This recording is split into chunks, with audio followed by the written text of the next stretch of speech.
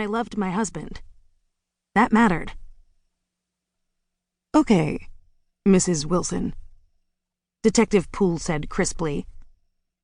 Is there anything else you can tell us about what happened on the night you dropped him off? You said you thought Mr. Hooks seemed nervous when he got into your car. Do you still feel that way? The question made me angry, but again, that could have been the alcohol. I wanted to ask her why my story would have changed in the half hour since I'd arrived, and demand to know why she was treating me like a criminal. I was the one who'd been attacked. I was the victim here. Though in all fairness, the man hadn't been nervous. On the night he slid into the back of my 2013 Hyundai Elantra and muttered the words, "Rideshare for Lottie." The first things that struck me were that, A, he seemed incredibly confident and very much in control. B, his voice was deep and warm, like the voice in an advertisement for some cologne that smells like a spice drawer. And C, he was almost certainly not Lottie. But those weren't the kind of things you told two cops when they stared at you a week and a half later, suspicion dancing behind their eyes.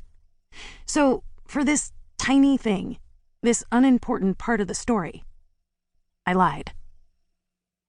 Yes, he was so...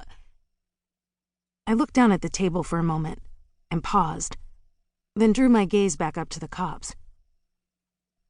Fidgety. I guess you could describe it as nervous. I can't really explain it, but I could tell something was wrong. Detective Poole leaned forward, placing both elbows on the table between us. I really wish you could explain it, she said. I froze. It was the first time since I'd arrived that she'd voiced her skepticism, even though it had been there all along, in her body language, her expression, her shared looks with Detective Gregg. She tilted her head and spoke slowly, as if there was a chance I might not understand her. So, why exactly are you sharing this information with us?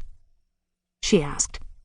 If you're insinuating that Mr. Hooks had something to do with the incident on West Oak Street this past weekend, you must realize how serious of an accusation that is.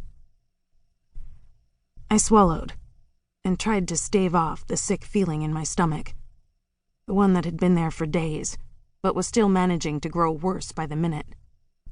Of course I realized that, I almost snapped. Sort of accusing someone of murder is not the kind of thing you don't realize you're doing. The cops looked at each other again, and I got the impression they were silently having a conversation with each other right in front of my face. There was suddenly too much saliva in my mouth, and I wanted to swallow, but I didn't, since it seemed it would make me look nervous. Are you okay? Detective Poole asked. This wasn't working. Mrs. Wilson? She seemed to let her tongue linger over the syllables. Are you all right? I shouldn't have come here. Mrs. Wilson?